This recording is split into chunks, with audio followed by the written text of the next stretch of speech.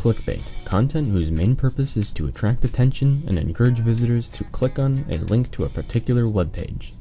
So often I see people complaining in the comments, screaming about clickbait this, clickbait that. I can't believe how overdone it is at this point. I've even seen people comment things like nice clickbait on videos that gave exactly what they promised in the title and thumbnail. Now, that's not to say that there isn't any bad clickbait out there. There's plenty of it.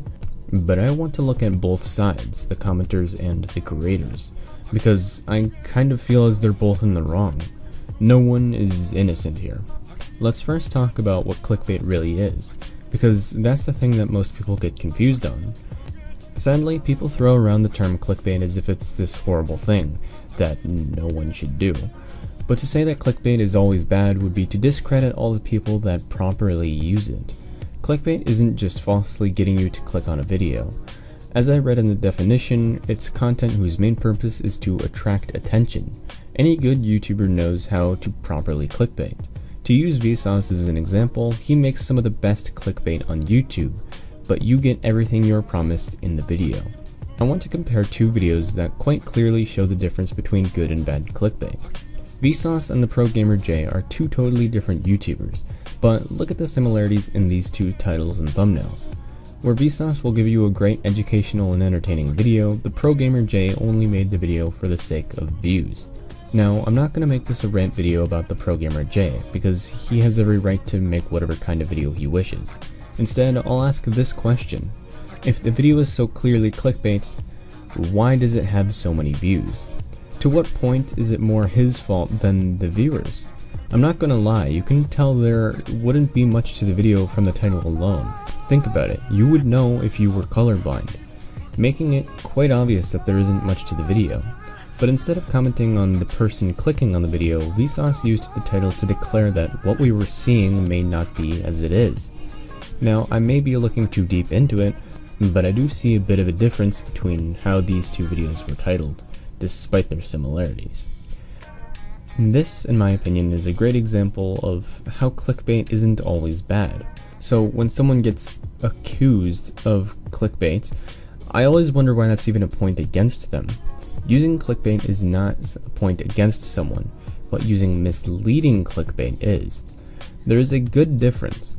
You can actually have your channel suspended for misleading people into clicking a video, although it has to be very clear-cut misleading.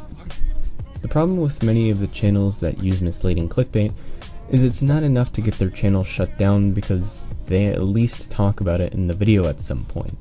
Because of this, there isn't some sort of fine line in between what is misleading and what isn't. From what I understand, the video has to be entirely misleading, as in the title and thumbnail not being mentioned at all in the video. It's funny when I see people complain that YouTube doesn't do anything about it when they don't even bother to report the video. The report button is there for a reason.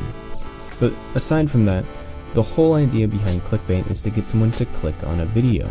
If YouTube was your job, wouldn't you do everything you could to progress in that fact?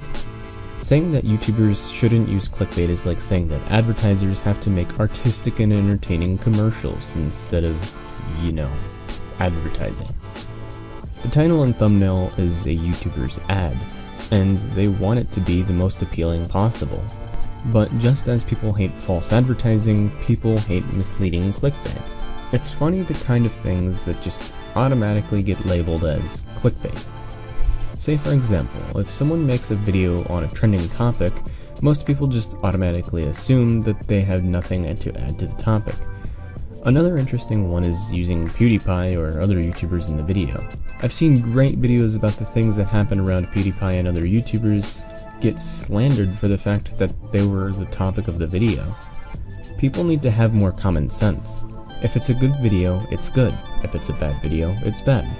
It doesn't actually matter what the title and thumbnail is, as long as you enjoyed it. In general, there are a lot of things that people complain about that really don't matter in the long run. Like, congrats, you made a comment on a video complaining about clickbait. I'm sure that's gonna change all of YouTube. Oh, and I'm sure it wasn't a waste of your time either. It's super important to spend the 10 minutes writing out a paragraph about clickbait that no one will read. Sarcasm aside, it does suck to click on a misleading video, but it only takes 3 seconds to click off. And if YouTube is just too much for you, it's as simple as an upper right hand corner click